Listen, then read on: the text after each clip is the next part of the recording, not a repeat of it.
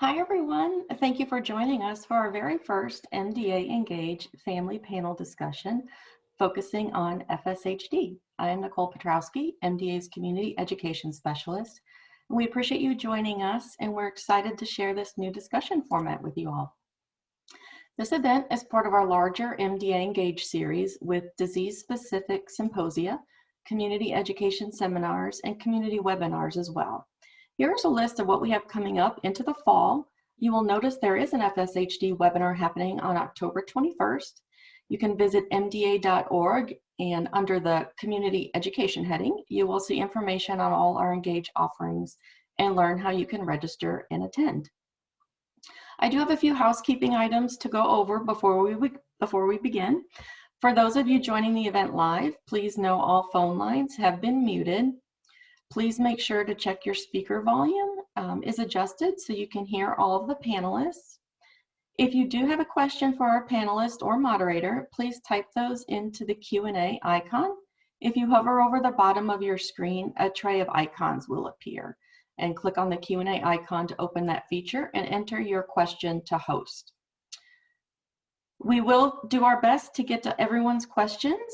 It'll just have to depend on timing. So we do hope we can answer all of your questions as time allows. And then you can feel free to use the chat feature during this discussion if you have comments to the panelists or if you'd like to share a thought. Make sure you click on all panelists and attendees when you type in your comment. That way the attendees can see your comment as well. Finally, I will be sending out a brief survey afterwards, and we would like to receive your feedback on what you heard. We want to make sure we're discussing topics that are of interest, and we use your feedback as a way to improve future educational programming. So thank you in advance for completing that. I want to thank our supporters for this family panel discussion, Avidity Biosciences and Fulcrum Therapeutics. Their support is greatly appreciated for this forum. And now I would like to introduce our moderator for our FSHD family panel, Christine Tardiff.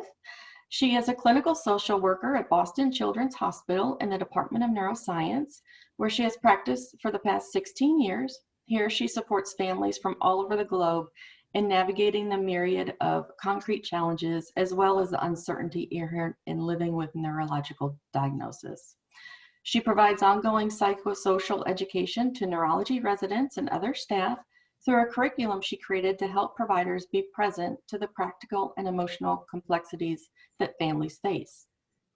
She is also the co-facilitator of Schwartz Rounds, which provides a forum for providers to discuss challenging situations in order to deepen compassion in working with patients and families. Prior to BCH, she worked at Lucile Packard Children's Hospital at Stanford, Beverly and Addison Gilbert Hospitals in Massachusetts, and conducted a private practice. She was named a Hero in the Fight by NAMI, the National Association of Mental Illness, a staunch advocate for the underserved. Christine works to address issues of social inequities within the wider community. So Christine, thank you so much for being with us today. I will turn it over to you, and you can kick off our discussion and introduce the panelists. Thank you so much, Nicole. Thank you, everybody, for being here. It is truly an honor and a delight, and we welcome you all. So, for the next 2 hours, we will be meeting our panelists and diving into their personal experiences with FSHD and have you share your learnings as well. We look forward to having an open discussion on a variety of topics related to care, to treatment, trials, life hacks, overall management of the disease, and really whatever else arises that feels appropriate to talk about in the moment. And as Nicole mentioned, just to review, we'll be launching several polls throughout the conversation because we really want to emphasize that you, our audience, has a voice here as well. So if you can, please participate in those as it will give us insight into you, our audience who's with us today. And please feel free to type in your questions, as Nicole mentioned, using the Q&A icon on the bottom of your screen. And you can also type in your comments in the chat window, and we'll get to as many questions as we can within the time we have allotted. So now, putting aside the technicalities for a moment, I would like to create a space for us. And to do that, I'd like to invite you all to join me in, again, putting aside the technicalities and honoring a space that we have to share feelings, thoughts, and ideas, and one in which all participants, panelists, and moderators and audience members alike consider, what does this moment in time give us? We're here to be present to and to learn from each other as a community to enhance each other's lives. I'd like to offer the concept of the Zulu phrase, sawubona, to help us frame our conversation. And Nicole will share a little video with us to help us appreciate what this means.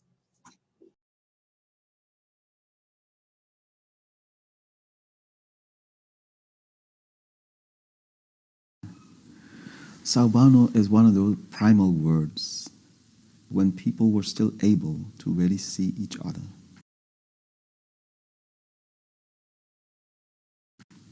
In fact, the word says, we see you. So it's not a single eye person. That my eyes are connected to a dimension of reality we call ancestors. So my seeing includes my ancestors. My seeing also includes the divinities that are part of the celestial spheres of reality. So Sawubona says, we see you.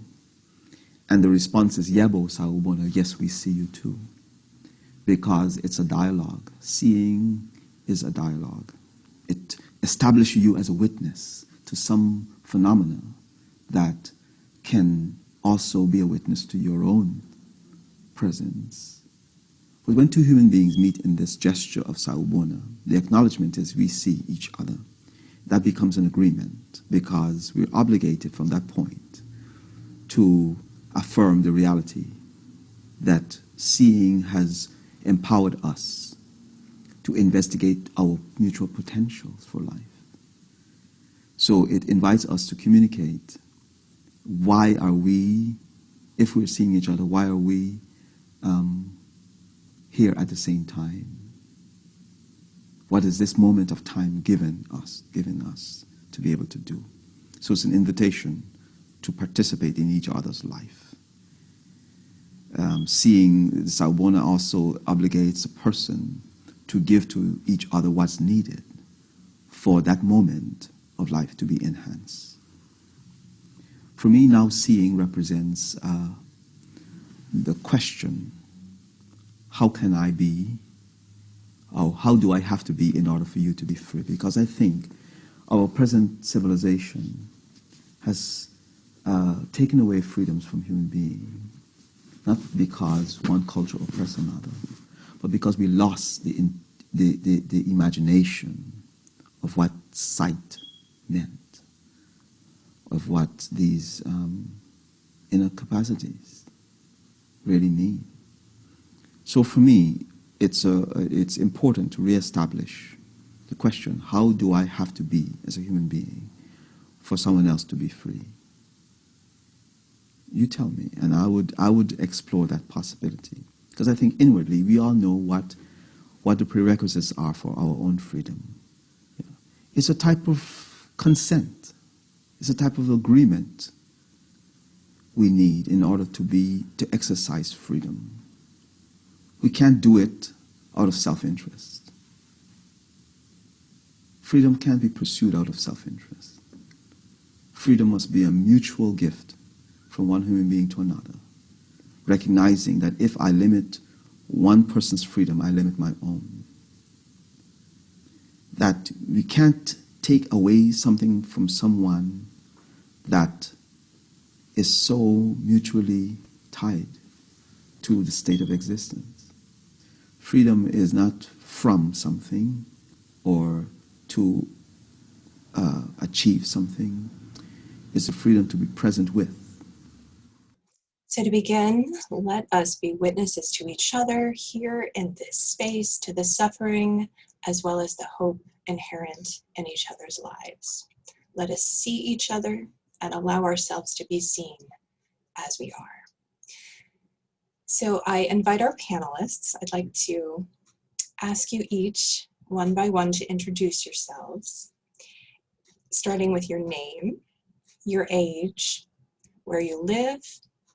Tell us if you're an individual living with FSHD or a caregiver of someone with FSHD, and when you or your loved one was diagnosed. We'll have more opportunity to dive into your story in a little bit, but if I could hear from each of you, starting with Tana. Thank you, Christine. I'm really excited to be here with all of you tonight.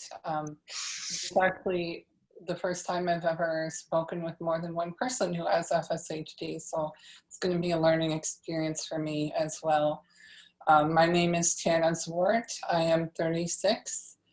I am originally from Minnesota, but I live in Sioux Falls, South Dakota. I was diagnosed with FSH when I was 7 in 1992. It was a de novo mutation. There was no history in my family of FSH.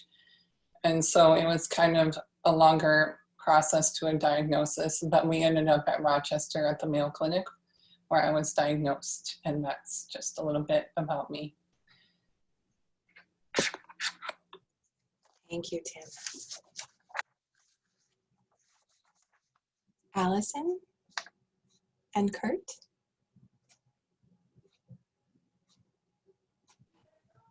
It won't let me start my video. I don't know if you have to do it with your control. Oh, the host has disabled it. So there we go. Host has actually started video. Perfect. All right. I am Allison Calder, and I'm 36 years old. I live in Holiday, Utah, which is just outside of Salt Lake City. And my husband actually has muscular dystrophy, or FSHD. He was diagnosed in 2013 when he was 29, and I was pregnant with our second child. So I remember being in the neurologist's office where she, at the end of the appointment, she's like, well, I guess we'll have to talk family planning. And she didn't know I was expecting. So yeah, that's all the questions for me. Thank you, Allison. David. Hi, everyone. I'm David Younger. I'm in Austin, Texas. I'm from New York, and I have FSHD. I'm 45. And I was diagnosed unofficially when I was about 4, alongside my mother and grandmother.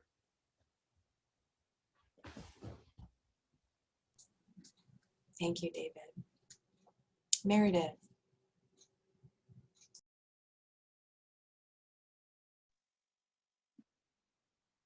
Hey, I'm Meredith. I'm 28 years old. I'm from North Carolina. And I was diagnosed in 6th grade, so about 12 years old. I also had no one else in my family who has FSHD, so also a bit of a process to get diagnosed, but it happened eventually. Sherry.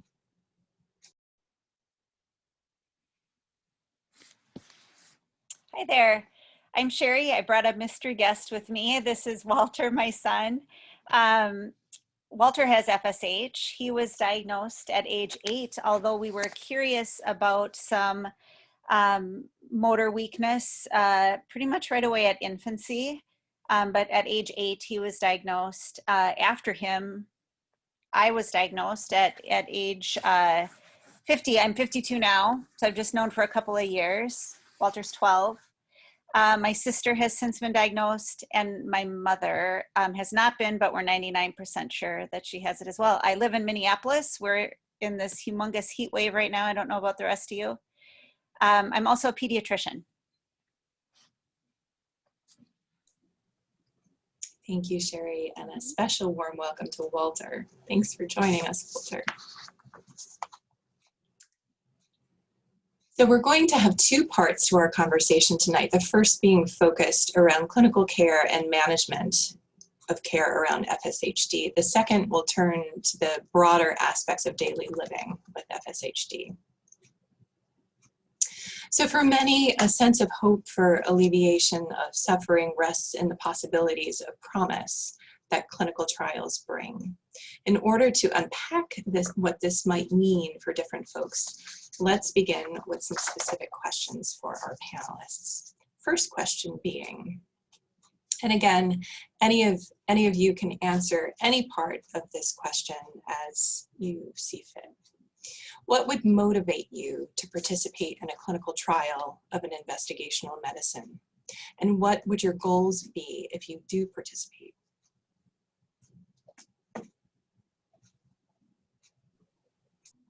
I guess I'll go because I've been participating in the LICSW clinical trial since November of 2019. I'm not sure if I was on the placebo or the drug from November until November of 2020, but I've been on the drug for sure since November of 2020. What motivated me is this is a big deal and it's exciting. I wanted to participate to the community and for myself, and I'm super happy that I did, and I'm really looking forward to hearing the results, which are going to be announced at the World FSHD conference end of June. For me, I think a big motivator is we can make a difference in the lives of a lot of people. I mean, there's the self-interest involvement in research that definitely applies to my husband and me. If you are involved in research, you might be one of the first people to get a treatment that works. And in that situation, you get it first, you get it early. And then for us, we have kids and we haven't tested our children. So I mean, Sherry and Walter know this, you know, it can affect you at a really young age. You don't know when you're going to notice the signs and symptoms, but the sooner we find something, the sooner we can help our kids who may or may not be affected. So that's a big motivator for us, is kind of helping the future generations with whatever we can. And then obviously it's going to help us as well, which is a great bonus. I think that proximity plays a big role on when and if people can be involved in studies. I feel really lucky to live in Minneapolis. There are 2 large MDA clinics here. There are many scientists that are working on FSH, and I feel super thankful about it. That being said, the medication trials have not happened here, but there's been a lot of the pre-stuff that happens. So I have been involved in muscle biopsy studies. I've been involved in an exercise study as well. And I'm a scientist, and so I just think it's cool to be involved in this kind of stuff, and being part of scientific discovery. But for me, even now, I mean, being a mother working, proximity is probably the biggest thing that would motivate me to be involved in a study.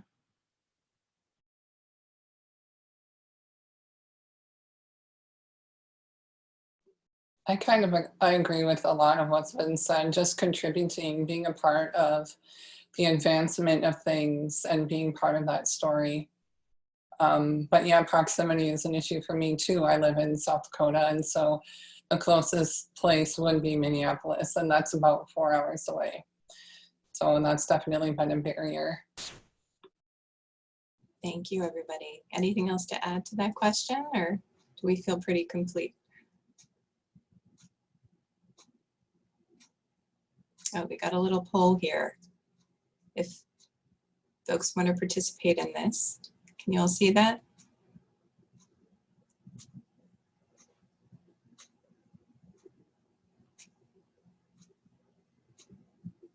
We'd love to hear what you as an audience have to say.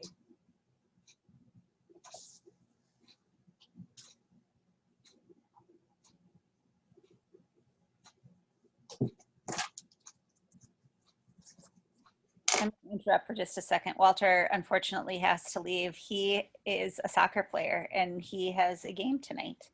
So he is off to get a little bit of bite to eat and head off to a soccer game. Hey, go Walter. Hi, Walter.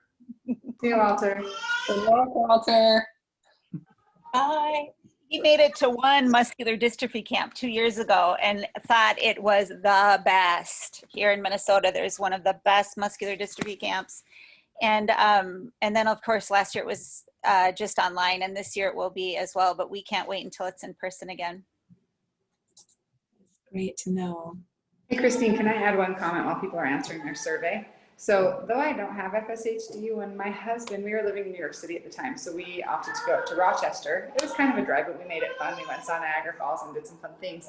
But I said, hey, if you need me, I'll be a control. Do you need muscle tissue from somebody who's probably not affected? And so I also participated, and it was really neat to feel like I was contributing something to the better good. And I'm a nurse, so like Sherry, I kind of geek out about the scientific aspect of it. I think it's really fascinating to see how studies work and to see what they can achieve. But it was really gratifying. So I mean, for people who are tuning in who may be caregivers, there's sometimes ways you can participate as well.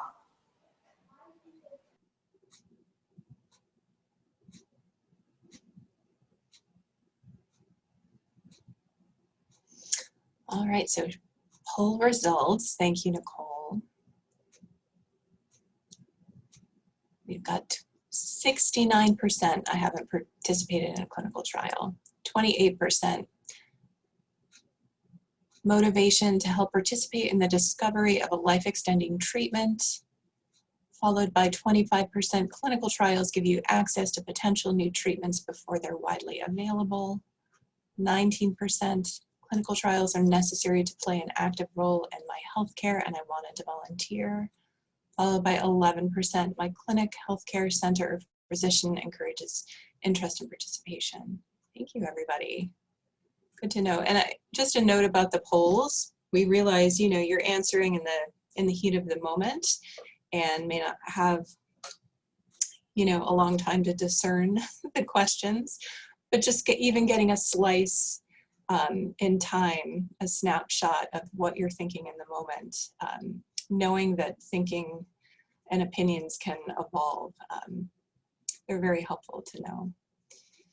So moving on to our second question to any and all panelists. What specific barriers make it more challenging for you to participate in a clinical trial? And are there any deal breaker barriers that would keep you from participating in a clinical trial?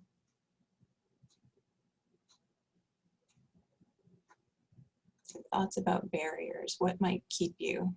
So I had started with that proximity thing. I'm fortunate that if there was something that seemed really exciting, I would have the money and the finances to be able to fly somewhere to participate, and I could maybe use some of my time to do that. Not everybody has that luxury, so I think the finance of it, if you're having to go somewhere far away, you know, stay in a hotel, yada, yada. And the other factor for me is the time commitment. If it's something that takes a large amount of time, that might be a bit more of a barrier for me. I'd like to share, Fulcrum has been incredible with this study. So I had to fly from Austin to Kansas City a bunch of times for my appointments. They paid for airfare for me and sometimes my wife, sometimes my brother-in-law came with, hotel. They gave money for food.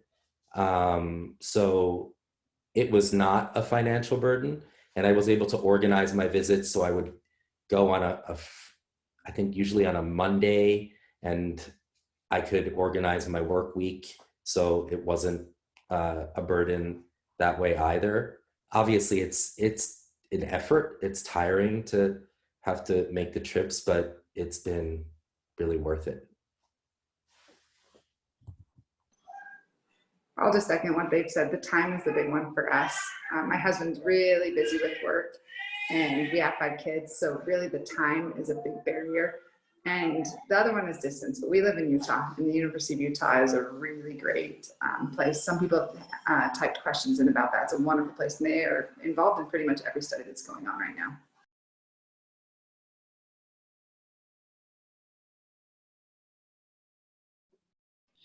Allison, Did your family move there to be in closer proximity to the studies? No, we actually moved here professionally. My husband actually just got home from work. This is Kurt. He's the one who has muscular dystrophy and kind of avoids stuff like this because, you know, denial is a coping mechanism for him, and knowledge and power is my coping mechanism. So anyway, we did not move to Utah for that purpose, but when we did move to Utah, I got really involved in it, and I'm close friends with Sarah Molt, the study coordinator, and Dr. Butterfield, I consider a friend. And once we moved here, we got really involved in actually organizing a chapter for the FSHD Society, which I'm sure we'll talk about in another moment. But no, that's not why we moved here, but we feel super lucky that moving here gave us that great benefit, because now we don't fly or travel or anything, it's a short drive.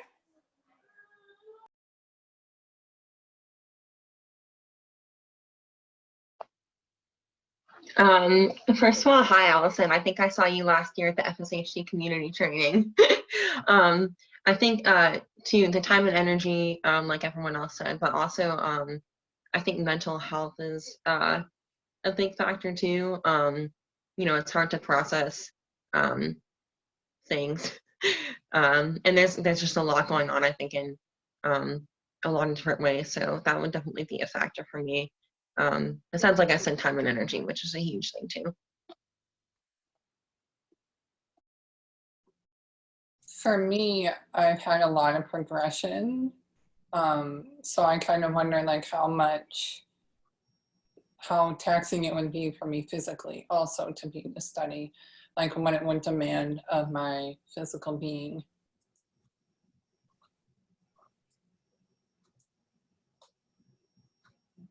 Thank you, everybody. We have another poll. Barriers. We ask our audience to offer your voice. If you did participate in a clinical trial, what barriers made it challenging for you to participate? You've got several options there.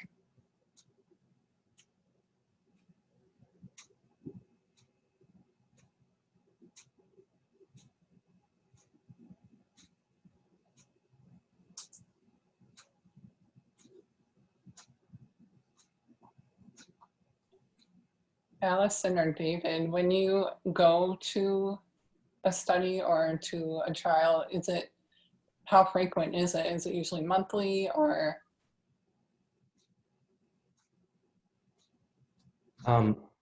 So it's interesting because COVID started 3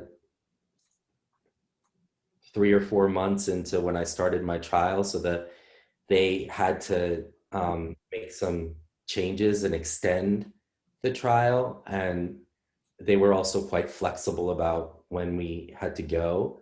But it was, I'm trying to remember if it was every, at first, couple of months that I had to go. So I've been to Kansas about 5 or 6 times over the course of a year and a half.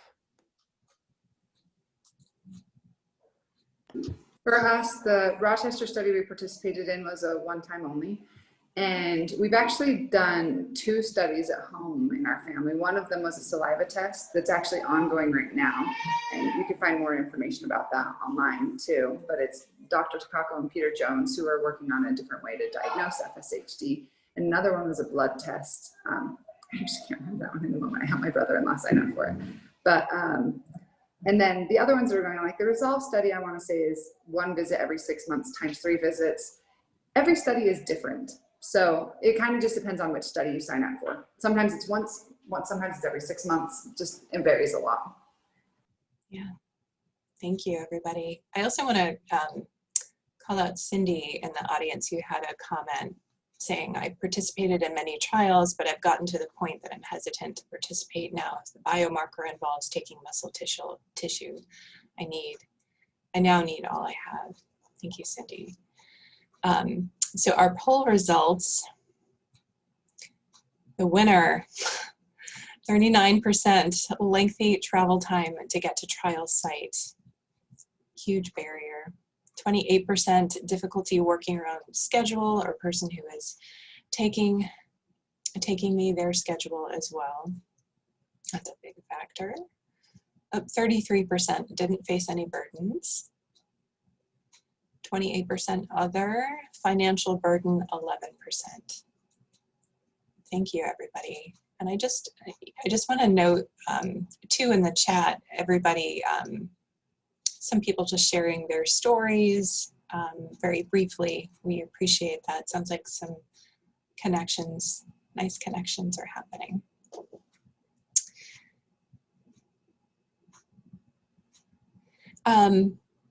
Let's move on to our third question, dear panelists. If you could design a treatment for FSHD, what types of benefits would you like to see it provide to you or your loved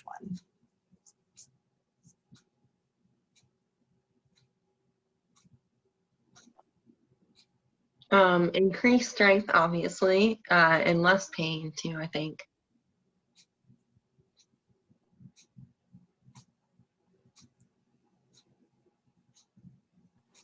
I think everyone would agree. We would love to build muscle and build strength, but if we could just have freeze muscle, stop it where it is and keep everything we have, that would be amazing. And the pain thing, I mean, that's probably one of the biggest struggles we face in our family is pain. So if there was some way that the freezing the muscles where they are and maintaining strength could eliminate pain, that would be huge. Stopping or slowing the progression, increasing energy and growing muscle. Yes, all of those things. I really feel like it helps so much just to get my energy back to when it was in my 20s. And it would be cool to smile. I mean, I don't even know what I would look like with my teeth showing when I smile. And to not have people make assumptions about me because I can't, you know. And granted, it's just a first impression thing, but still, it's something that you think about all the time, and it you do get self-conscious about it once in a while still in my 30s. So I don't know.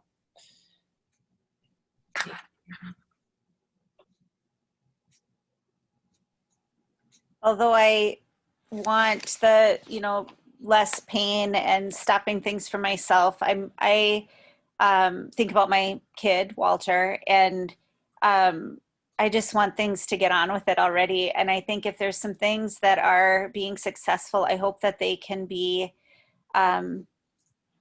approved by the FDA in a timely manner, and that if there's enough or, you know, not enough worries about using it with younger children, that we can use it in kids less than age 18. I think pretty much all of these things that are out there right now are 18 and older, or 16 at least, as you know, they've gone through puberty and all that. So I'd love for him to be able to start taking something, you know, before that age would be great. Another thing that I wish for is that I hope it's easy to administer. Like, I think it would be great if there was a one-time gene therapy thing, or it was a pill that you took every day that was real easy to do, not something that required injections or treatment in, you know, IV treatment or something like that in a clinic setting. I hope it's something that is simple and attainable for people wherever they are.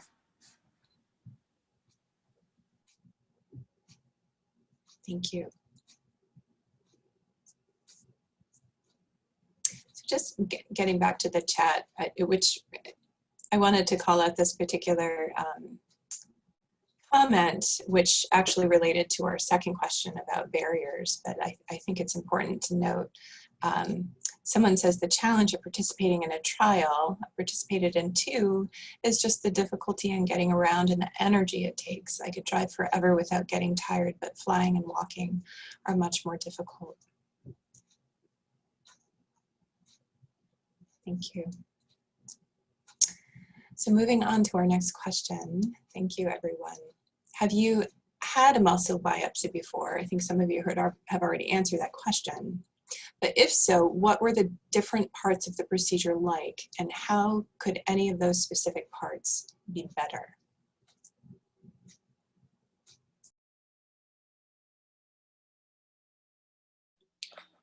I'm actually curious what muscle biopsies are today. I had a muscle biopsy to be diagnosed in 1992, and I went under anesthesia and had a 4-inch incision in my bicep, and then they removed a piece of muscle. And I just wondered if it is that in depth now. I feel like that's something I should probably know, but I don't. I assume it's not that in depth, but. Actually, I imagine for a child, it still would be that in depth, because I don't think they would ever do a muscle biopsy.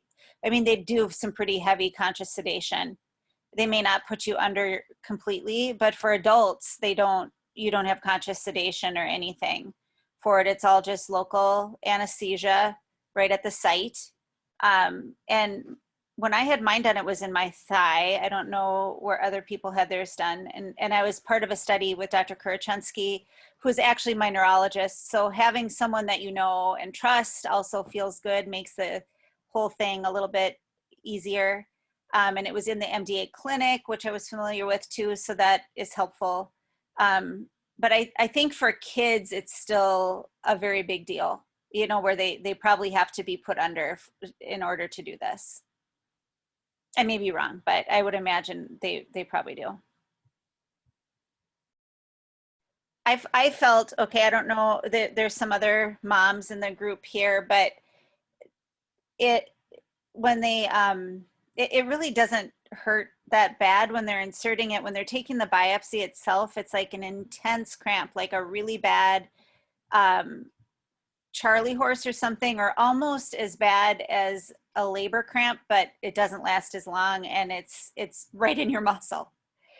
And it's very brief, and I really feel it's nothing to be feared. I would do it again, for sure. Yeah, I did the puncture biopsy in my thigh, much like you. And I'm a nurse. Medical stuff doesn't, affect me that much. But I will say that I was kind of surprised at the pain, because I expected zero pain. So I don't want to discourage people from it. But like, I didn't even feel when they put it in. But so basically it's like they call it a needle biopsy, and it kind of looks like a mechanical pencil sheath. And they put it in, you don't even feel that at all. Just a tiny incision in your skin. But then they kind of hook it up to suction to pull the muscle in, and they trim off a couple pieces. And when they trimmed off those pieces, exactly like she said, it was just like this intense kind of muscle cramp just for a couple seconds, and then it's over. And they did 3 little snips for me.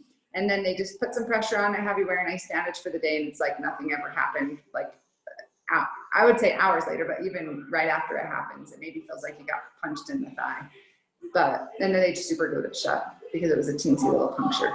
So I wouldn't say it's no pain, because I don't want to mislead people, but just like Sherry said, I would do it again for sure. Like it wasn't that big of a deal, but you should prep yourself that it's a little bit uncomfortable or kind of like, ooh, scary. So it's nice to go with someone you feel comfortable with.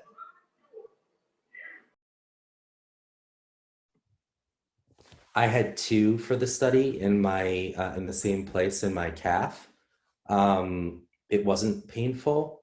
It kind of reminded me of it was. I didn't enjoy it, but it was kind of like going to the dentist, where they're doing some funky stuff to you, but you can't really feel it. It feels like you feel a tug, but it was much better than I expected it to be.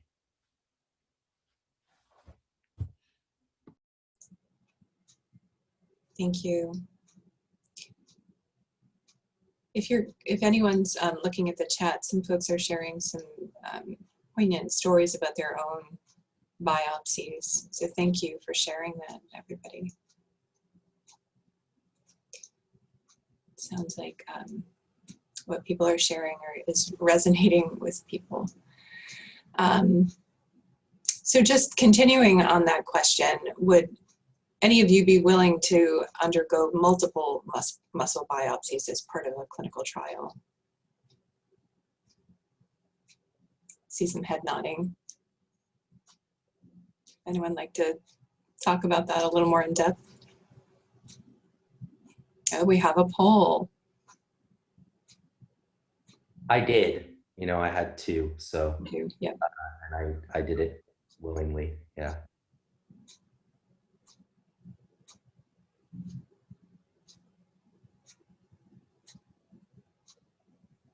I wish I had the courage to, but no. I really want to keep all my muscle at this point. Especially lately, I've been going through a lot of muscle loss, so I don't know how do you want to handle that.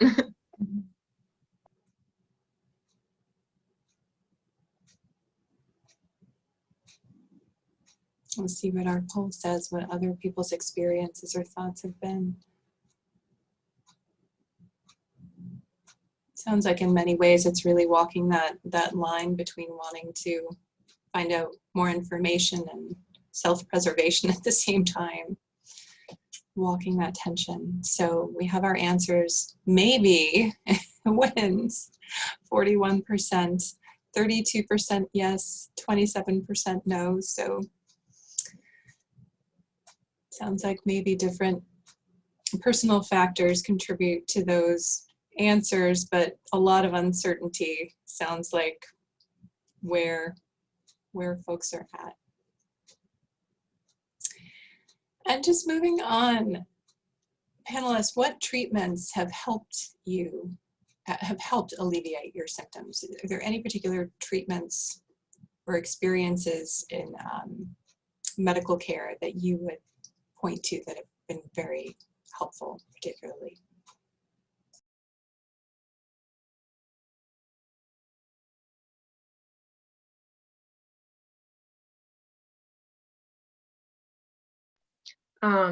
I know I'd like to start physical therapy soon in the pool.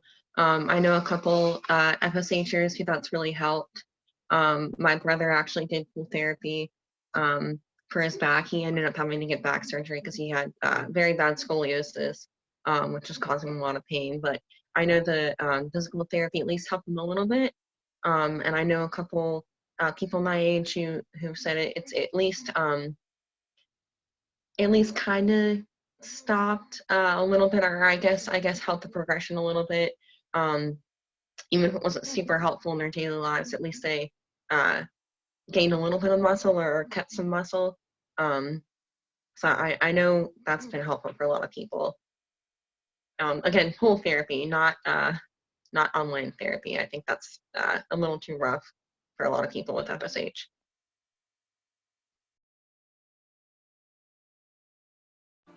Yeah, doing physical therapy in a pool was really great for Kurt, but there are a lot of barriers to that, cost and location and things like that.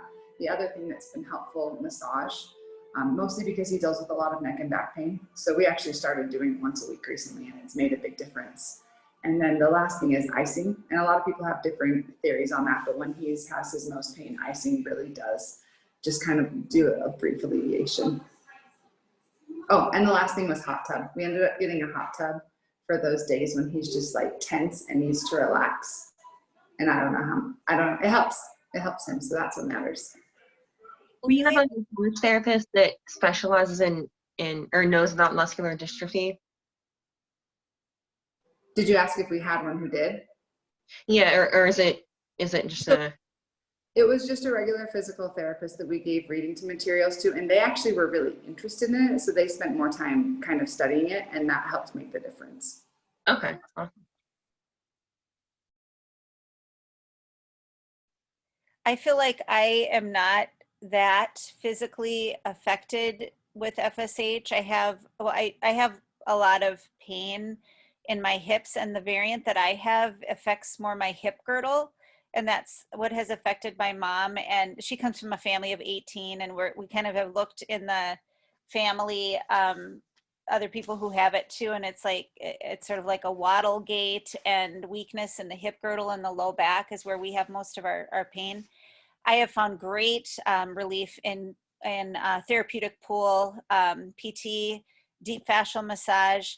I started a medication that has helped me on many levels. It's Effexor, which is an SNRI, serotonin norepinephrine reuptake inhibitor. It's in the same class as Cymbalta. Cymbalta is a medication that is used for fibromyalgia. And before I was diagnosed, I thought that's maybe what I had because I was achy all the time. But it does work with a couple of neurotransmitters, and it's very helpful for chronic pain. And for me, it did provide some relief, and relief of, you know, when you're not sleeping well and you're in pain, you're just kind of crotchety and you know, it just can kind of affect your mood. And so it helped on all of those levels for me. And then I also find great relief, amazingly, with my pain with Tylenol arthritis medication. It sounds crazy, but there is something, for some people, the Tylenol arthritis can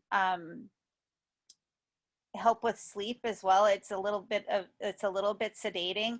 It's a long-acting acetaminophen, so it lasts for 8 hours. So even if it just lasts for 6 hours, that's a good stretch of sleep at night. And I take it almost every night. You know, certainly if you have some medical conditions where you can't have that much Tylenol in your system, it wouldn't be good, but I take it pretty much every day. And this isn't the one with Benadryl or a sleeping aid. It's just straight up acetaminophen, long acting.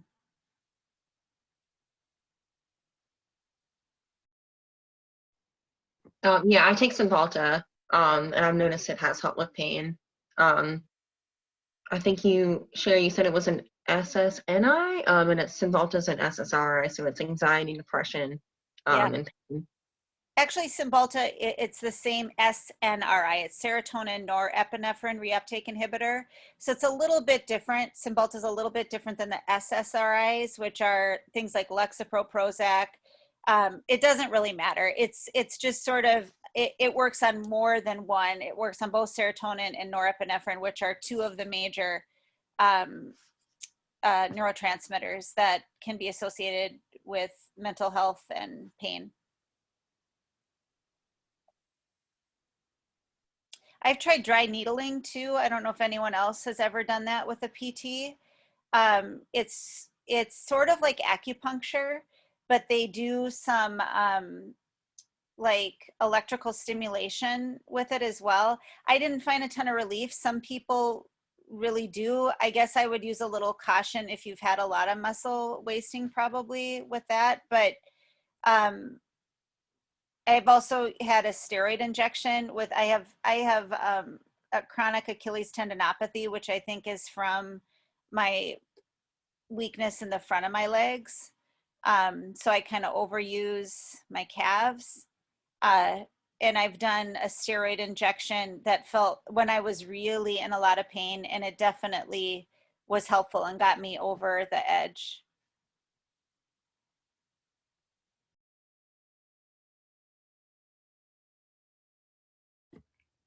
I've tried a whole bunch of treatments, and none have been particularly helpful. The things that have been most helpful are things I do on my own. So I got a recumbent stepper machine, which has been wonderful. I've been using it for the past year. That's been great. I have a pool that I use that's helpful. I have an individual infrared sauna, which has been really good for sweating and detoxification. And I take supplements, and I'm careful with my nutrition. Massage can be helpful, but that's on a sort of as needed basis. Thank you, everybody. Thank you for everybody who are putting some comments in the chat as well. And just to really encourage folks, if the audience wishes to share anything, it's helpful to share it with all, not just the panelists, but the attendees as well, so that the whole community can see what you're saying. But I'm happy to, there have been some nice responses as well to what's been helping folks.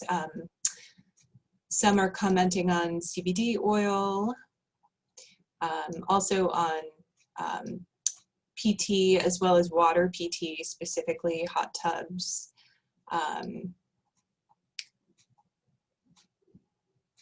Medical marijuana again. So thank you. There is one comment. Thank you, Jeffrey. I mean, you speak about having a pool and hot tub at home. but at one point you had been going to a fitness center that had a pool and hot tub, and you make a comment that unfortunately the work of driving there, changing, swimming, hot tubbing, showering, dressing before going back home pretty much cancels out the benefits of water therapy. So really appreciating the work it takes to seek the treatment sometimes. Maybe it doesn't feel worth it. I see a couple comments like that. Sounds like you're all very resourceful and creative in terms of trying to find different things. So thank you. Any other comments from our panelists? I'm curious if anyone has had, I don't think that I would qualify as like disabled at this point. I'm definitely able to do my job and all this, you know, I don't, you know, exactly know what that would entail, but I'm wondering if any of you have had success in having insurance pay for any of these things, like a recumbent stepper or a hot tub. I certainly, you know I've signed off on things like that for patients that have Medicaid that and severe disability, but I don't know if anyone has had luck with that with insurance. Other than physical therapy, we actually had covered acupuncture once, but other than those, no. Medical massage, actually, I guess we had that covered at one point too, but that was pretty rare, and it was related to physical therapy. It was part of the physical therapy. Okay. But no hot tub, or we wanted to figure it out, but. Mm-hmm. Medicaid and Medicare is always a fight. They're never fun to deal with. I know for my brother, it took like a year to get him a wheelchair, and myself as well. So we had to, luckily, my parents were able to buy us a wheelchair. Not a fancy one, but just one to get us by until we can get our wheelchairs. But I'm not sure, different states, I'm in North Carolina again, but if you have an issue getting assistive technology, you can always contact your state's disability rights organization, and they can either refer you to someone that might be able to help. And like I said, I know our office does assistive technology, so you might want to check out them and see if they might be able to help you out if insurance doesn't pay for it or you're having issues with insurance.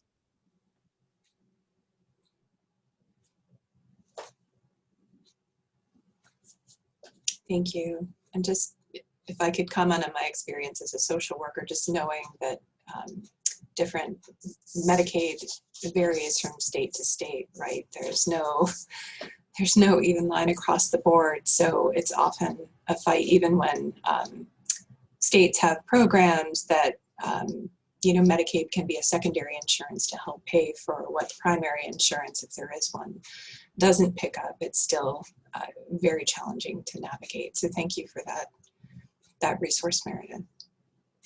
And also for those who do have private insurance and have the benefit, which I appreciate might be rare, but if you have a benefit like an FSA benefit through a place of employment or a spouse's place of employment, a doctor can write a prescription or write a letter where you could get reimbursed through your FSA.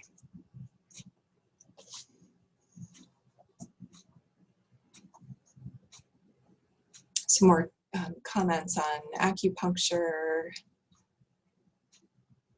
swimming, more warm water pool therapy, nutrition, massage. Thank you, everybody.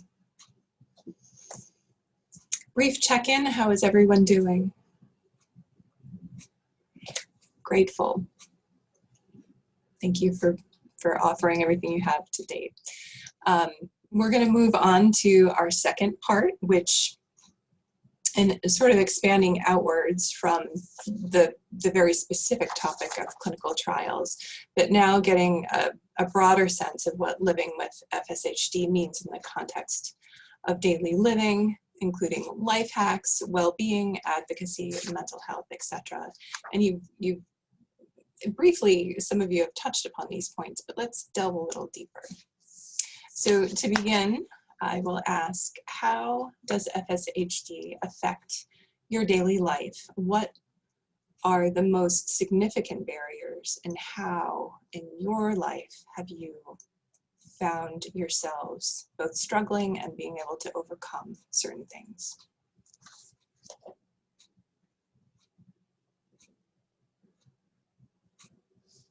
I can start. Well, I mean, for me, it's definitely there every moment of the day, and I use a wheelchair full time. I've been using a wheelchair since probably my senior year of high school. So I'm transferring, I do slide transfers, and those are very specific to environment, whether I can or can't. But I'm still able to live independently. So there's a lot of creative solutions that I've had to kind of come up with in order to keep living independently. But it seems like if I just give myself a minute to adapt and think about it, it might be an unconventional solution, but it still gets the job done. I'm still able to drive. I have an adapted vehicle where I just slide transfer to the driver's seat, so I'm grateful for that.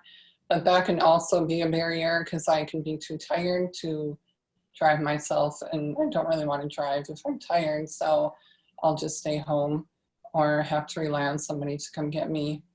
Yeah, just things like that, I guess. I do have an amazing support system and friends and family though, so that's been an asset living independently as well.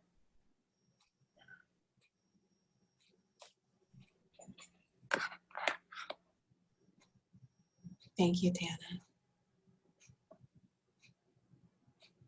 Tana. I think like Tana said, it really affects almost every moment, if not every moment of the day. It really either indirectly or directly affects everything, and every choice you make.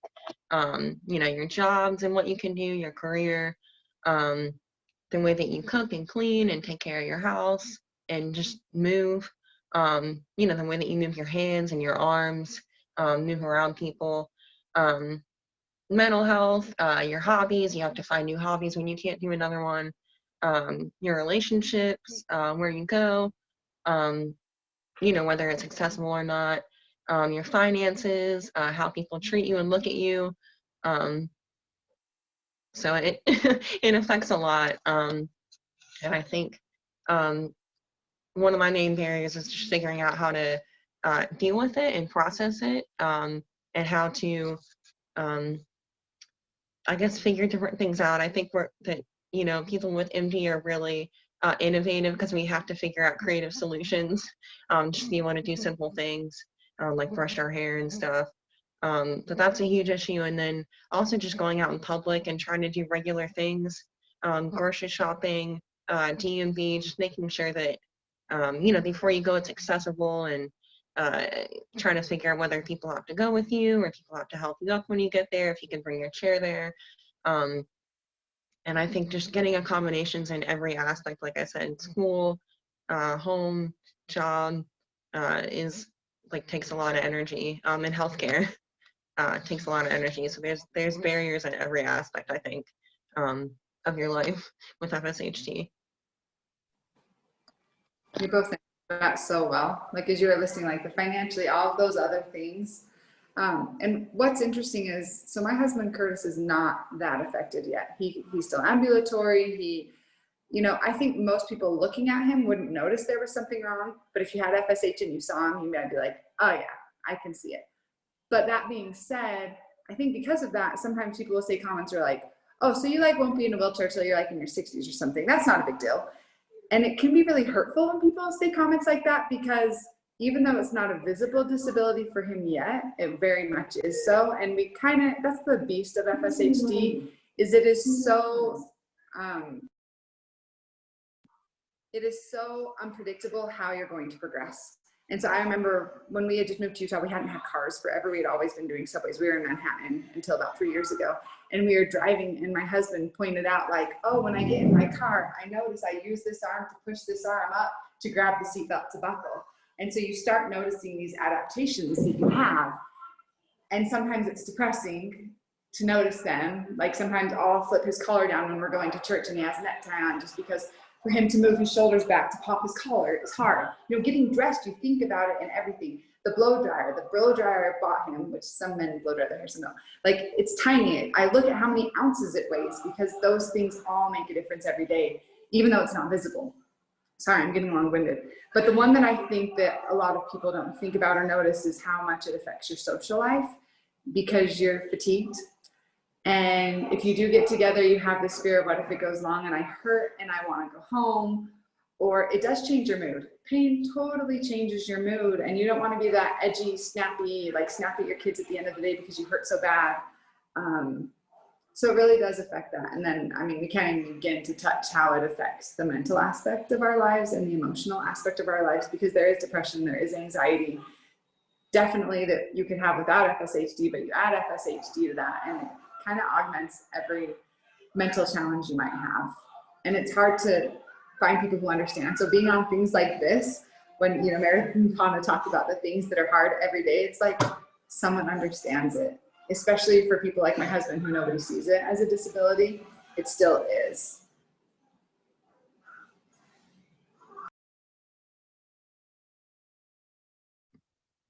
I agree with everything everyone has said.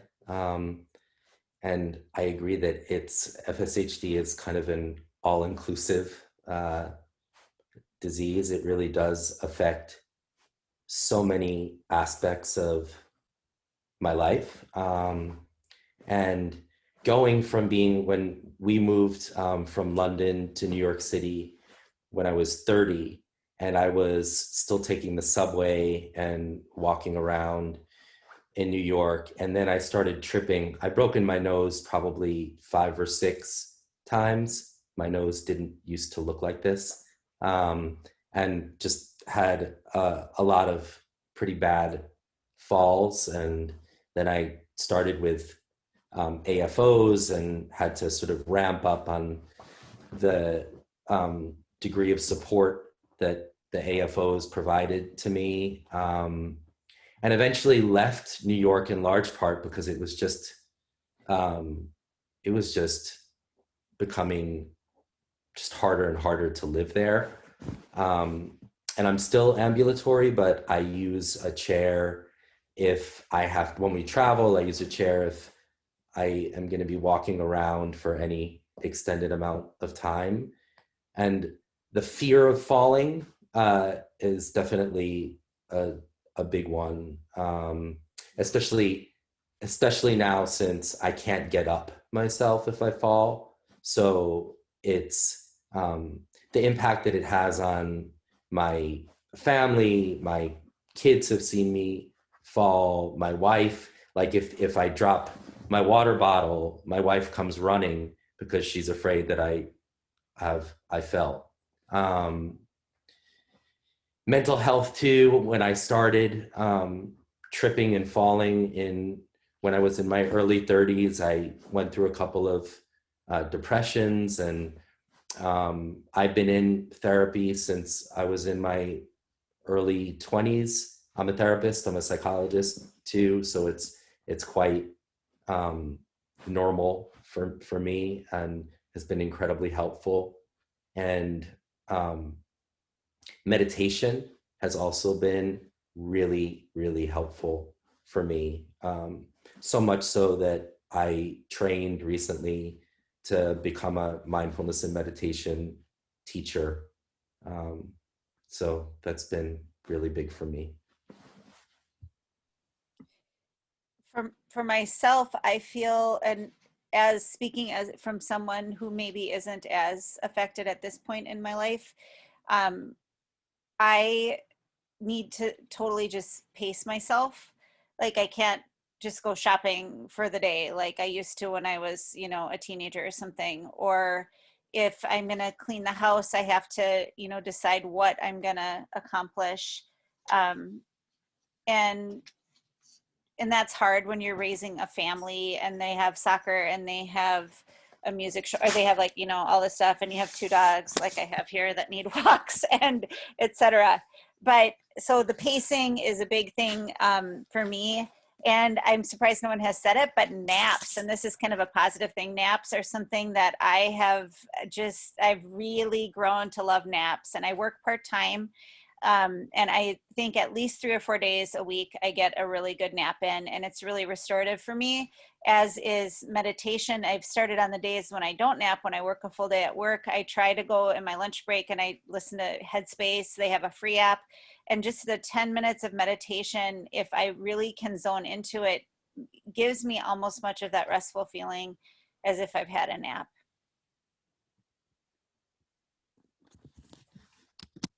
And it's cool watching my child too, not thinking about all this stuff. And I don't know if those of you who were affected when you were young remember those days when you didn't really think about it, right? And there's definitely limitations that he has, but he just kind of keeps on moving on. And he's got great friends that have been with him for all of his life that just know him and know what it's like. And I find great joy in that.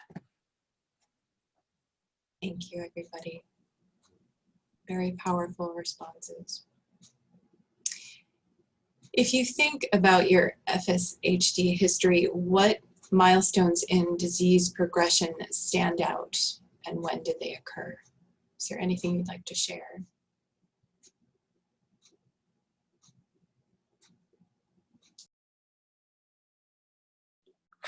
Well, aside from losing my ability to walk, it was kind of a really slow progression over my high school years to using a wheelchair full-time. That was a big transition for me, and it was happening during a time that was hard anyway, because you just want to fit in and not stand out like a sore thumb. Puberty is awful, but yeah, and that was hard, but I don't think it was near as hard as the energy factor in my 20s. I love working, and so then having to like pull back on my hours and then, you know, really reevaluate how I work and how many hours a week I can do. And then, like Sherry said, taking that rest, that's hard for me, but I need to do it.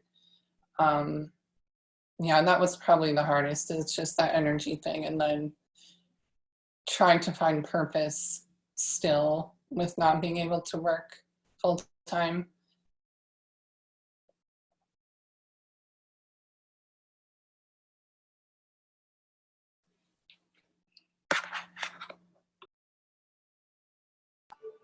I think most people would say the biggest milestone is that first diagnosis.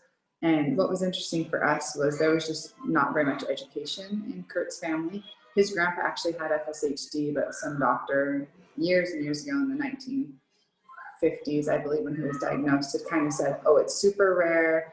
And they didn't know that it was autosomal dominant genetic until the late 40s. There's actually a study done in Utah. It got the first NIH grant. I'm so excited about that, if anyone ever wants to geek out about that. But they told him, don't tell your kids what you have unless you think they have it.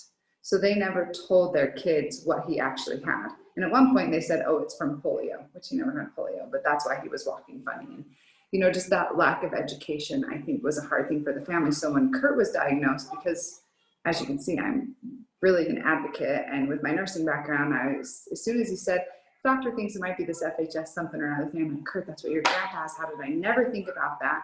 How did I never like consider this? Because I was just told it's some rare thing. I never looked it up. But anyway, so for us, it was a big thing for his extended family, because we were able to educate people who had been affected but didn't know about it.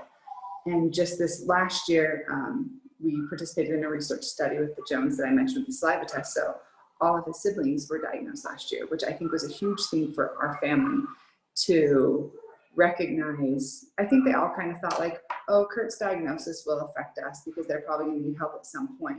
Then all of a sudden turned into this big family disease for us, which some of you are de novo cases, some of you have your family involved. But I think that was a big turning point for us, because now we're all in it together and supporting each other in ways that were unseen before. I think people pay more attention to Kurt's mom and walk slower when we're together. And they pay more attention to maybe she's tired and needs a nap. And I think people are more patient and compassionate now that there's more knowledge and awareness in our family, which has been a big thing.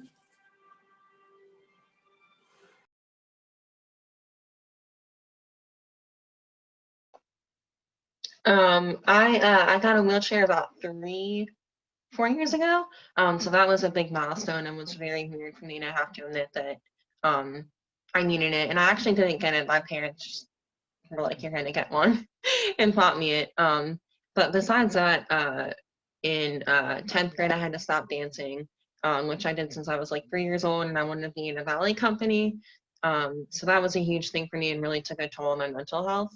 But I think the biggest milestone after that is my hands getting weaker, which I didn't know was an FSH thing, but it is. And I can't straighten my hands anymore. I dropped like 80% of the things that I pick up.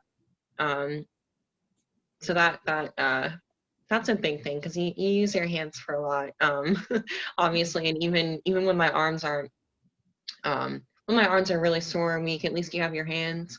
But I'm starting to lose that, so that's a huge deal. Panelists, I see that there are several comments in the chat that are asking about working, right? Ability to work, how many hours are folks able to work depending on where you might be and your progression of the disease. Do you have any comments, suggestions? I work for myself, so I'm able to really control the amount of hours I work, my schedule. So I don't know if I'm going to be as helpful there because that, but it is something that, I mean, I've known I've had FSHD since I was very little, saw the progression in my mom as I grew, and I think, and I lived in denial throughout my childhood until my early 20s. But I think, I always knew I needed to choose something to do that I would be able to keep doing as the disease progressed. And luckily, I was able to find something that I loved and that I can do from home.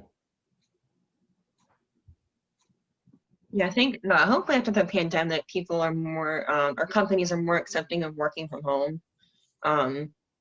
I work from home and I just I can't go into the office every day during the week. It's just too much for me. But I do know that like Social Security and Social Security disability are crappy and they aren't usually enough to pay for everything. So if you can find a work from home part-time job in Social Security, that might be an option. Just having those both.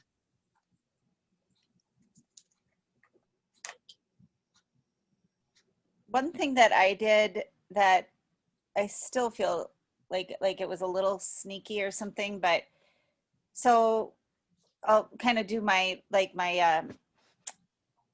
milestone thing here too. But so my son Walter had hypotonia as a little baby, and like he qualified for physical therapy in our home when he was little. He wasn't sitting up, he was real slouchy with his shoulders and just kind of slumpy.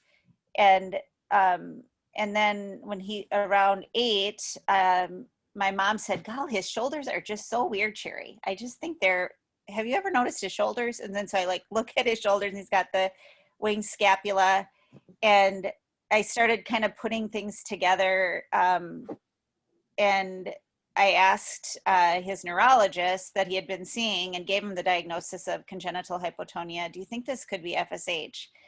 And we ended up doing some more genetic testing, and the FSH was just kind of, let's just rule it out, and I kind of thought it would be negative, and lo and behold, it was positive. And I remember that day vividly. I'm at work, I get the call in the middle of the day, and it affected us greatly. We thought for sure that it was my husband that had passed it along to him, because he's got really severe scoliosis, he has lordosis, he snores, he's got like all of these different things that can go with FSH, and his test came back negative. Oh, I forgot to put in my little sneaky thing before this. So before we got tested, we decided, since it's an autosomal dominant disorder, that we were going to apply for long-term care insurance before we had any formal diagnosis ourselves. And neither of us had any sort of doctoring really that we were doing, you know, for these things. And so I feel really grateful that I have that, and I had it before I had a diagnosis of FSH, because if I did it after that, it would be astronomical, the expense. And I think it might be something that's worth providers mentioning to their families when children are diagnosed, if they're starting to look at other family members. I feel really happy that we did that. Allison, do you have any comments as a caretaker or partner to somebody in terms of how it affects your work schedule? Yeah, and I think Tana was going to say something too. I want to hear her opinion on that if she wants to still share. So Kurt, I'll tell you a little bit about him, and then for me, he was working as a Wall Street banker, and we were in Switzerland, and then we moved to New York, and his health was just, and we didn't know why. That's what ended up. He ended up after thing going to that diagnosis, but what we realized was he couldn't do 15 or 16-hour days of high intense work.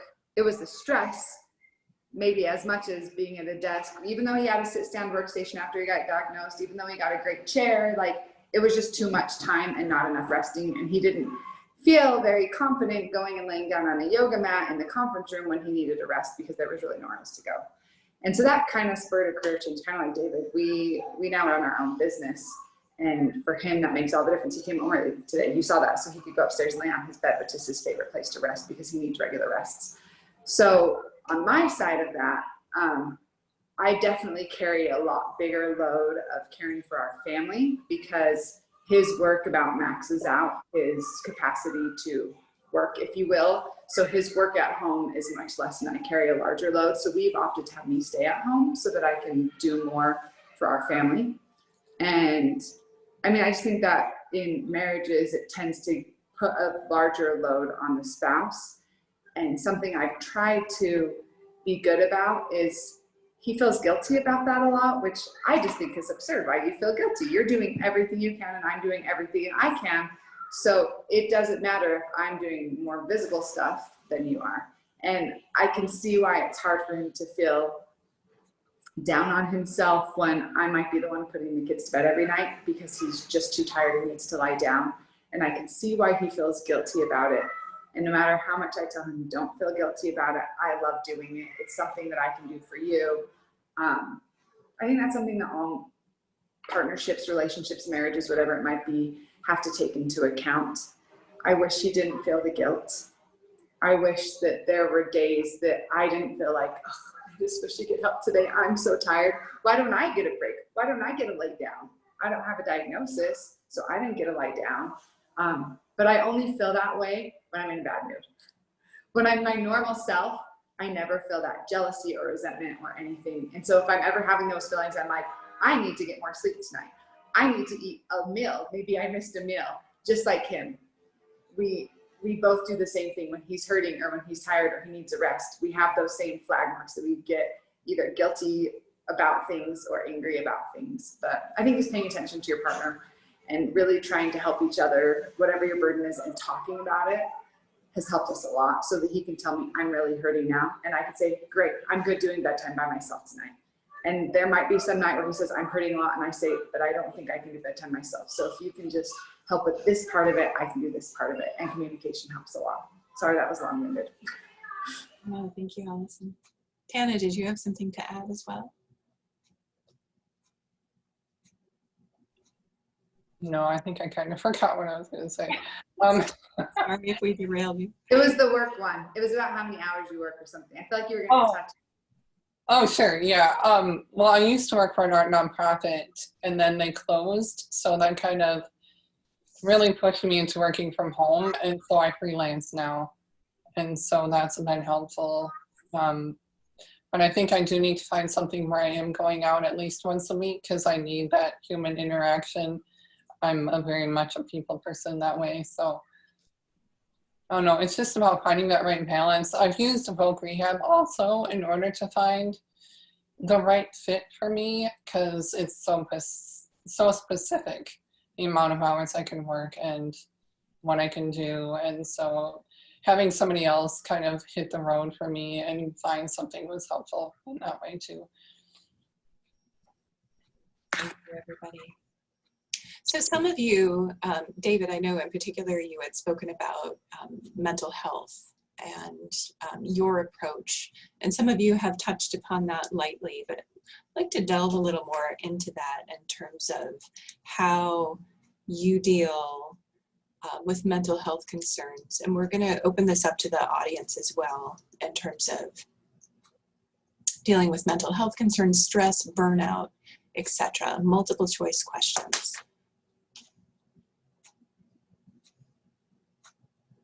Maybe we can take the answers from the audience, and then if any of our panelists want to expound upon what this means for you.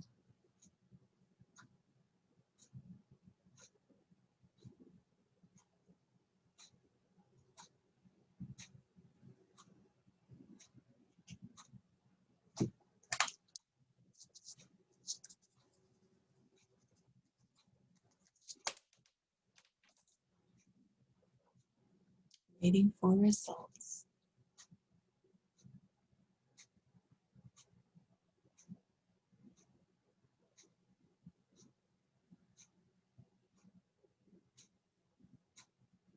While we do wait for those results, do any of our panelists want to speak about what this question means for you? I do want to just mention for jobs, in every state there are centers for independent living, and they work with disabled people, and they have to hire at least 50% people with disabilities, and they're usually very good about that. They're very usually good about accommodations. So that might be an option too for people who want to work from home, or even if you want to go into the office for a little bit, they can, like I said, they're good with accommodations. Thank you, Meredith. So we have our poll results. So dealing with mental health concerns, stress, burnout. Winner is other. That is interesting. I wonder what those other things are. If anyone wants to put those in the chat, that would be great, what those other things are. So another 38% reading a book or magazine, 35% talk to therapist or counselor, 35% exercise, that's a big one, 35% also color, paint, other kind of hobby, 26% meditation, 15% yoga.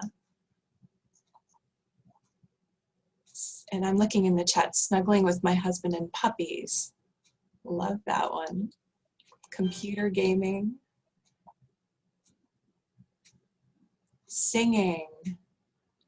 Participating in a choir. Talking to others in my shoes. Connecting with other people that can relate.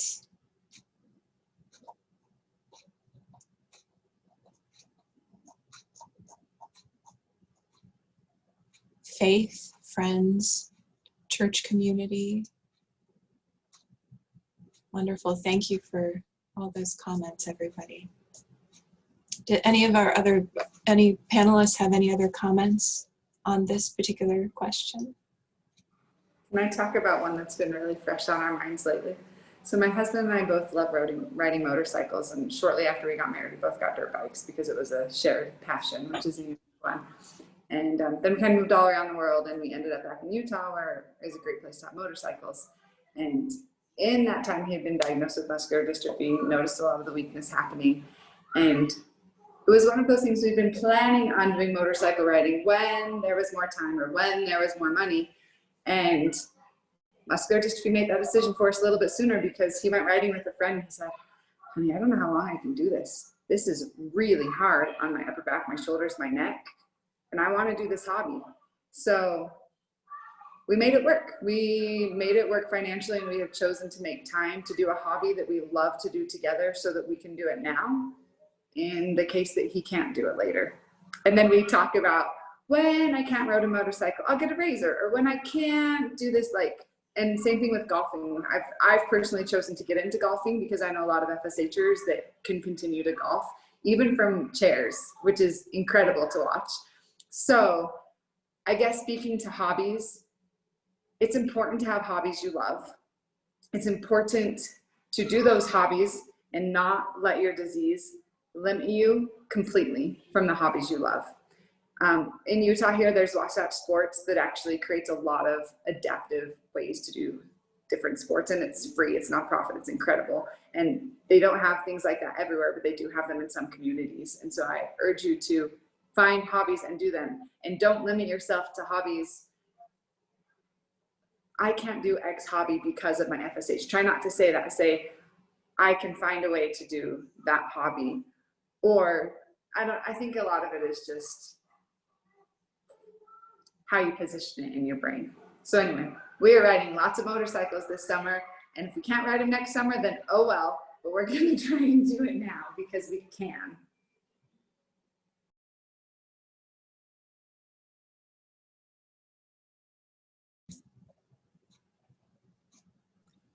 I bought a cabin the year that I was diagnosed, and I grew up in Minnesota, and I have spent a lot of time at friends' cabins, and my family never had one growing up, but it has been the best gift to my family for everyone to come up and use it. We searched for a place that was really accessible. There was already a wooden kind of walkway, like if we're ever in wheelchairs, that goes right to the cabin. It's a one-level cabin, and it slopes very gently down to the water. It's a shallow lake where you could even just go, and we have, you know, steps, really gentle steps, and a ramp that go down from the dock. The water feels great. Everyone in my family can use it, and we share it with, last year especially, shared it with so many friends. It's really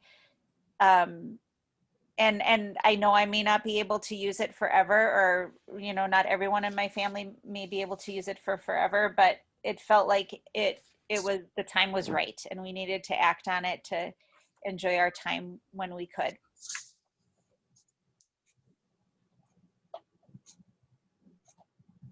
For me, practicing gratitude, even on my worst days, has been really beneficial and really changed the trajectory of things. That's not to say that the sucky things don't suck, because they do, but they don't get the power that way at the end of the day. And that's just been really helpful to me.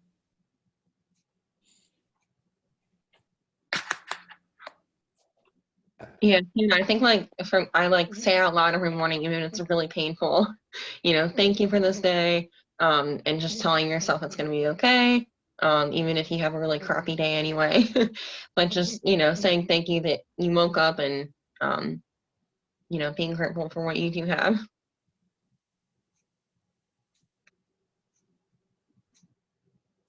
I think one of the things that someone wrote in the chat, like connecting with other people,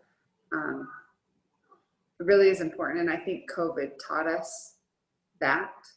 And if there are ways that we can connect with people and find people who care about us, who are invested in us, and who recognize our limitations and are willing to get creative and spend time with us in ways that work for us. There are people out there who are like that. They're kind of, I want to say they're few and far between, but that's not totally true. But finding your people who support you, and not necessarily the people who seem cool or are in or have a great Instagram profile. It doesn't matter who they are, what they look like, but somebody who cares about you for you. Thank you. Did I get everyone? Thank you. You're all amazing.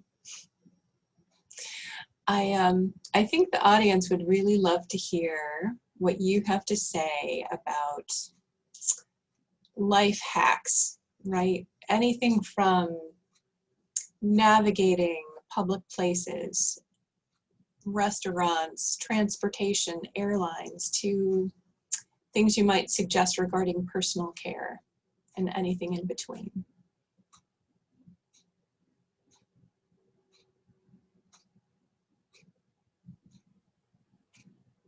I've been super excited about this question. I think a lot of the times, and I think a couple of you guys have said it too, but I know a lot of us don't view FSHD as a disability, and a lot of times disability is kind of a bad word, or we don't want to use it. But I think, being able to accept that you need help and to speak up is a really powerful thing. And even if you don't see it, I think other people really admire that. And also don't be afraid to know your rights as a disabled person. You have rights. You can get accommodations. I had so many issues getting jobs for like 2 years. I didn't know that I could get accommodations. I didn't know that if I couldn't lift 20 pounds, I could still get a job as a cashier. And that, that really affects your life in getting jobs and obviously your housing and et cetera. So don't be afraid to know your rights, and don't be afraid to ask for help. It's harder than it seems, and I still stink sometimes.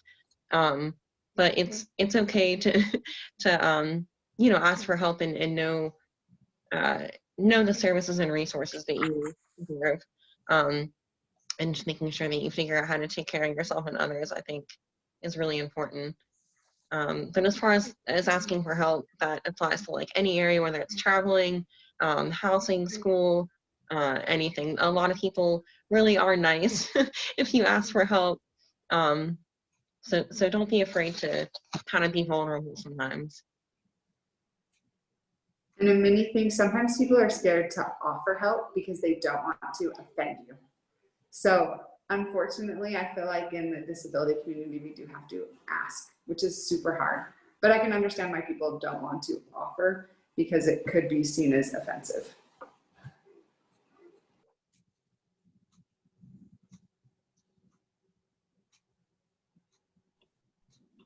As far as like traveling and stuff, I would say be over prepared beforehand, and then when you're on vacation, go with the flow, because anything can happen when you're traveling with a disability, and it does. Remember your wheelchair charger if you have a wheelchair. I accidentally did that once, and we had to turn around an hour and a half down the road. And always call to confirm. I tend to avoid like third-party booking sites just because I was burned bad once in college. But even if you do order or like make a reservation, through them, I would call the actual hotel specifically and make sure that the room itself is what you need it to be. Because we ended up in Colorado at 11 o'clock at night in a room that I couldn't even get into, and it said it was accessible on the website. So, I mean, it's just things like that you just double back and make sure it's what you need it to be. And same with flying, know your rights, like Meredith says. You don't have to buy them. That is your right to have somebody sit next to you, and they do have to move you as far to the front as possible to accommodate you. So just little things like that, be aware of those things, I guess. And restaurants too. Anywhere you go, if they say they're accessible, just call beforehand or have someone call beforehand. An elevator in the back of the kitchen where it's really slippery that you have to walk through the kitchen floor is not accessible, even though someone might say it is. So call beforehand and ask for details. And you really have to be quite detailed, like with hotels. You can ask for an accessible room or bathroom. They'll say, yes, it's accessible, but it's a bathtub with grab bars. So you have to be very specific and say, no, I need a walk-in shower with grab bars. And restaurants too. I mean, people mean well, but you really have to be quite specific. People say it's accessible, but there are a few steps. Well, that's not accessible if you can't go upstairs. On my car, I have a hand control that I got when I moved to Austin, and zero effort steering, which was kind of expensive, but it means that because you're using a hand control, you can only drive with one hand. So it makes it really easy to turn the wheel. I've got an AirHawk wheelchair, which weighs, actually that was the old model. I don't remember the new model, but 50 pounds, and it folds up like a stroller. So you can just wheel right up to the gate, and they can, with one arm, the guys can just take it down, and you take the control off so it doesn't get damaged. I traveled with that all over. It's great. It's also easy to put in for people to put in the car. I've got a heavy duty wheelchair too, and I have an Armstrong lift for my car, which is like, it looks kind of like a crane. So you just sort of buckle it into the chair, and then it lifts the chair up so that it can get into my car. I think that's, if I think of more, I'll let you know.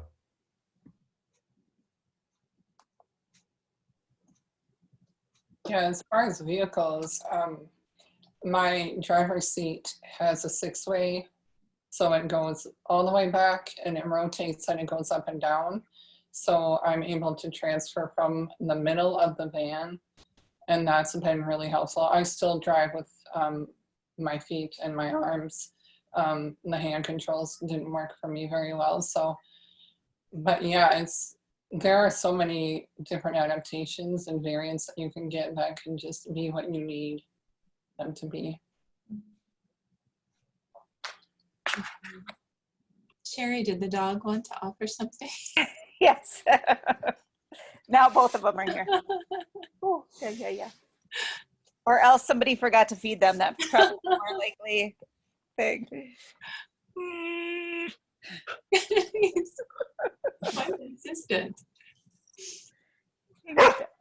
Sherry, did you have anything you wanted to add to this question before we move on to the next final? I'm curious if other people, especially those of you who have family members that are affected. My mom doesn't have a formal diagnosis yet, but I'm 99% sure she has it. And she is so stubborn about asking for help, or for, like, she will just refuse. I mean, and never, she has like a disability thing on her car so she can park closer, but she doesn't want to use a cane, and she doesn't, or or if she does, I just don't know how I can convince her to be safer, and that it's okay. I mean, that even at her age, at 75, I don't know if she feels self-conscious about it, or if she just feels proud that, I don't know. When did you get to a point where you decided, I've got to ask for more help,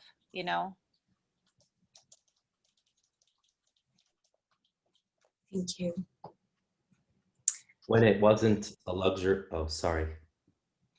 When it wasn't a luxury anymore, I needed to. And like for your mom, it's a bit like, I don't know if she trips at all, but when you start to trip, and especially if you're 75, kind of playing Russian roulette. I mean, that's not a luxury at that point. But it's hard as a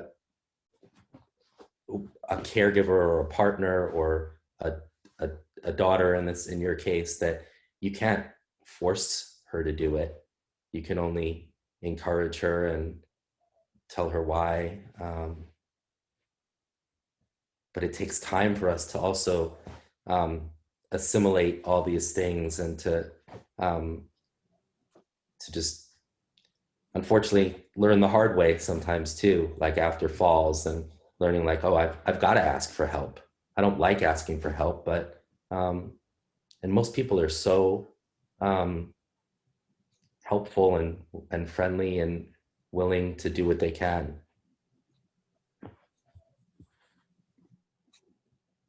Thank you, everybody. like to move on to our last question, but I feel like we could. Oh, yep.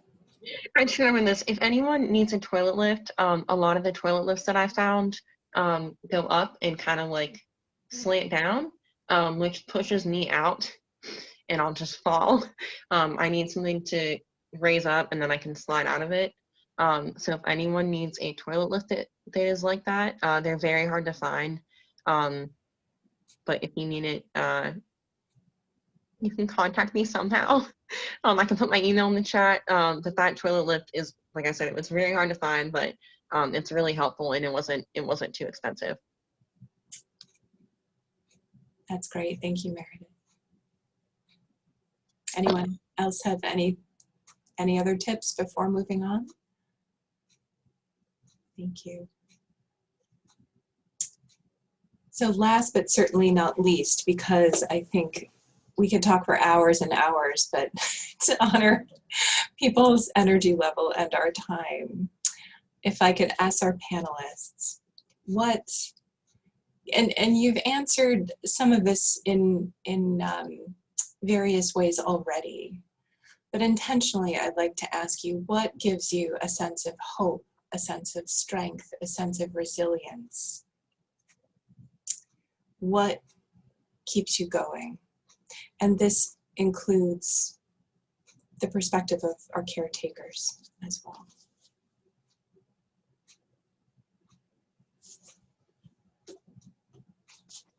I'll go first and give you guys some more time to think. I have a lot of hope in the science of everything, just seeing the progress in science, but I think something that has given me a lot of hope and has helped me in this journey that was unexpected for us has really been my community of people. And it's not just my family and extended family. We're really lucky that we do have a family who's been supportive, but I think for me, really specific to the FSHD community, being on calls like this and in-person meetings. And when Kurt was diagnosed, the first thing I did was Google it. And, you know, like MDA came up, but it didn't quite have like as much of the information as I wanted. And I ended up coming across the FSHD Society, which I think was still at a growth point then. And about 3 years ago, I guess it was only 2 years ago, the FSHD Society launched local chapters, which means it was specific to your area. And it started off with like 7 or something. And now there are 33. And I looked up Tana, there's actually one in the Dakotas, in case you were wondering. I don't know if the people are in North or South Dakota, but there is a Dakotas chapter. And so when we were living in New York City, I kind of got involved in that local chapter. And I still remember the first meeting I went to. It was just at someone's apartment. It was Ellen's apartment. She was great. And I walked in the apartment and I looked around the room and I was like, oh my gosh, all these people look like Kurt's grandpa. Because I had never been around someone with FSHD that had like the kind of typical facial droop and like the eyes. And I couldn't believe that I could see like that person has FSHD, that one, like they knew what I dealt with. And it was just kind of this amazing experience that sounds really strange, but immediately knowing those people know what we deal with. Like, and when we take grandpa to a restaurant, what it's like, and he's in a power chair. And it really opened my eyes. So when we moved from New York City to Utah, I was kind of sad to be losing my FSHD community, because in New York, there was a group of people that had been established. They had all been connected through the FSHD Society. And that's when they asked me like, hey, Allison, you're in Utah. There's not an FSHD community really built out there yet. Would you be willing to do it? And at first it's like, oh no, but I did it. And I'm so glad I did, because even though it's kind of small and growing, and when we have our meetings, there might be 10 people there and we've done them virtually, it has been so helpful for me and for my husband, who, like I said, kind of likes to cope with the denial, which is great. It works for him. But whenever he leaves those meetings where we talked about things, like one time we had a physical therapist come and present, and she works with FSHD patients all the time. She's at the MDA clinic here at the University of Utah. And just hearing her talk about things was so helpful. And then another meeting that we had was just like a stupid holiday social where we were actually just being friends, and it wasn't even about FSH. So I encourage you to look locally and see if the MDA offers a camp, or if they offer meetings or even these virtual things like that and keep doing them, and look up the FSHD Society too, because like I said, they have 33 chapters. They even have one in Ontario, Canada now. So we're now international, but they have them everywhere, which has been really cool to see people in person and not just virtually. So that's my very long plug. My helpful thing has really been networking with people who understand it. And though extended family and friends and church and religion, all those things are other wonderful, amazing supports, talking specifically FSHD has been a huge support for me personally and for my family. Can I make one more slight comment? A lot of people chatted a lot about that guilt. They feel guilty that they're asking too much of their caregiver. And as much as I can say, please don't feel that way. If you are doing your best to take care of them and they are doing their best to take care of you, it'll work. And recognize that they are doing those things for you because they love you. And if they maybe complain to you about it or have a bad day, don't let that be what you remember. Recognize they're having a bad day, but they do it for me because they love me every other day. Because I don't want him to feel guilty. And so then I feel guilty too, and then we just all feel guilty. So let's just all do our best. If you do your best to take care of your caregiver and they're doing their best to take care of you, and you both give 100%, you have 200%, you're way overboard. So just do your 100% and that's all you have to do. And they'll do their 100% and that's all they have to do. And I think to realize too that it is a relationship. Yes, maybe you're being helped more physically, but you're giving them something too, whether it's emotional support or, you know, yeah, that's what I like to say about that, I guess. My life is so fulfilled when I get to serve him. So you can't discount what you get out of helping someone, because there is a huge reward for helping someone. Both ways. See, so you're helping them and they're helping you. It just, I don't know, if we all just give our 100%, I feel like that's the best answer. For sure. What gives me hope is just knowing that there are amazing humans like all of you, just taking their situation and doing something bigger with it. That's only what I hope to do is, you know, be able to share and empower others and live outward. Knowing it doesn't have to be this tragic thing, because it isn't this tragic thing. Life can be difficult and still be beautiful.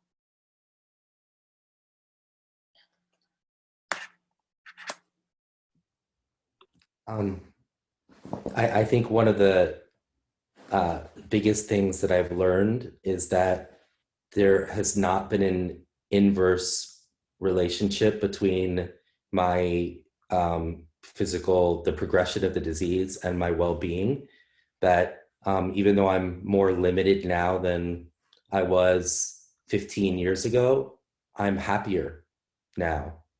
And that gives me a lot of hope.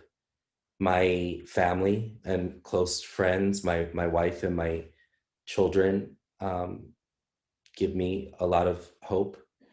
The science, this clinical trial, I feel more confident than ever that we're going to have a treatment and hopefully a cure for this disease, and it certainly gives even more hope for the younger generations as well. And I think that's, oh, I wanted to give a plug. The FSHD Society, we started a wellness hour, which is a monthly meeting, the second Monday of every month. And it's just been awesome. We've had a lot of people attend, and it's just an opportunity to meet other people, to share experiences. And we have different topics, sometimes related to mental health, physical health, life hacks. So encourage everyone to check it out.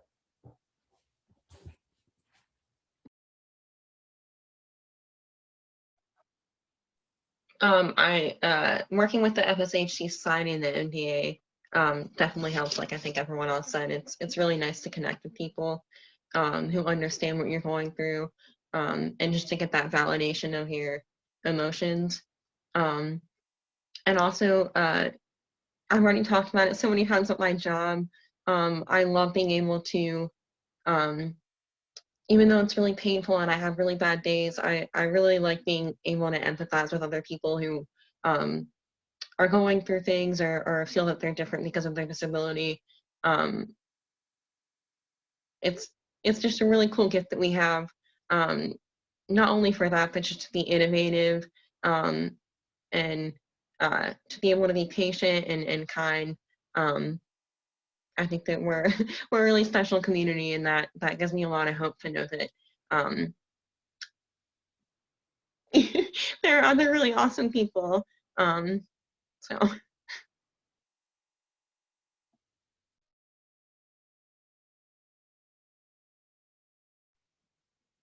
I also, we also joined the FSHD local chapter right after my son was diagnosed. My husband is a scientist too. He's a computer scientist, but he's almost more into the science of it than I am. I'm like a primary caregiver, and I look at more of that whole clinical picture, but also the social emotional stuff when I think about these kind of things more than my husband thinks about the science. So I think we're a good pair in looking, hoping for some sort of medical advancement.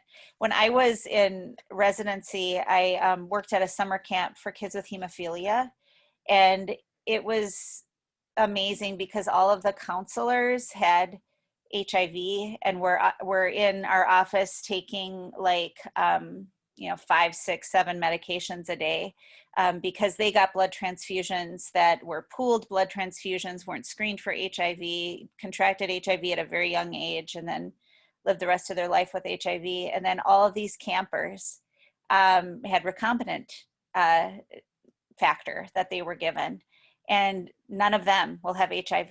And it was just a world of difference between these two groups of people, yet they were the same, and they understood each other, and they understood what they were going through. And I hope for that we have something that will really be available for people who are diagnosed from this point on, that they can, that can help their lives.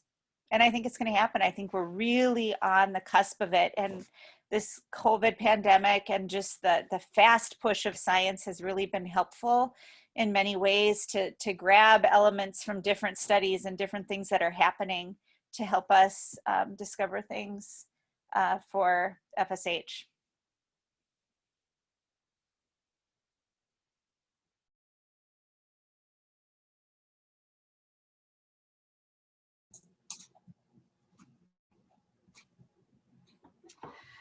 Everyone, I can't tell you how much we appreciate your honesty and just your openness for discussions, from everything from how you deal with pain to the toilet. Meredith, everybody wants information about your toilet that you had talked about, so I can get in touch with you and I can email that to everybody. But just knowing that everybody here, we're kind of all in the same boat. So for us, for this family panel discussion, I think this really hits home to why these types of conversations are needed and necessary, to make us all feel a little bit more in touch with one another, no matter where we live across the country.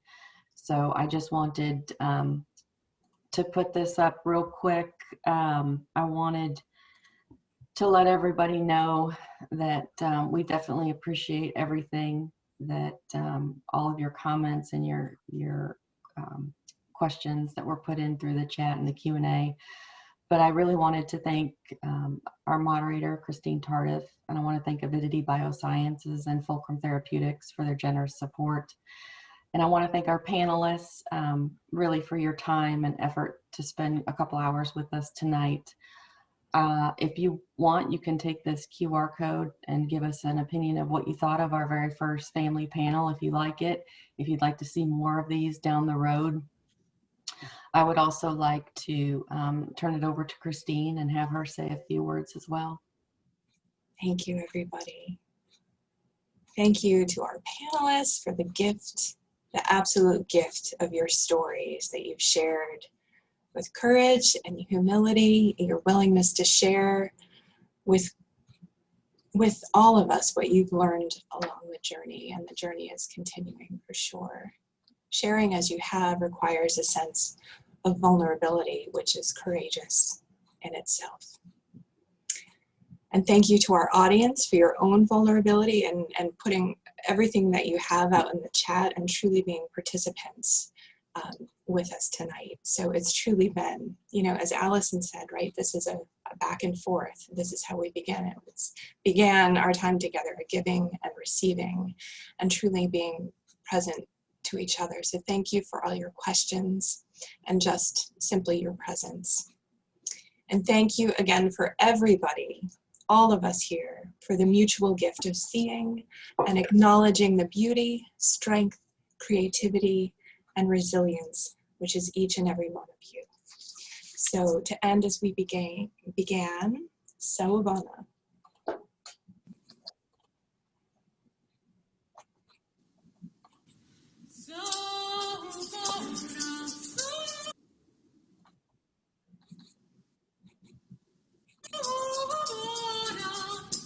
Nikona, Nikona, Sawubona, Sawubona, Nikona, Nikona, Yebo, Yebo, Sawubona, Nikona, Yebo, Yebo, Sawubona, Nikona, Sawubona, Sawubona, Nikona, Nikona, Sawubona, Sawubona, Nikona, Nikona, Yebo, Yebo, Sawubona, Nikona, Yebo, Yebo, Sawubona,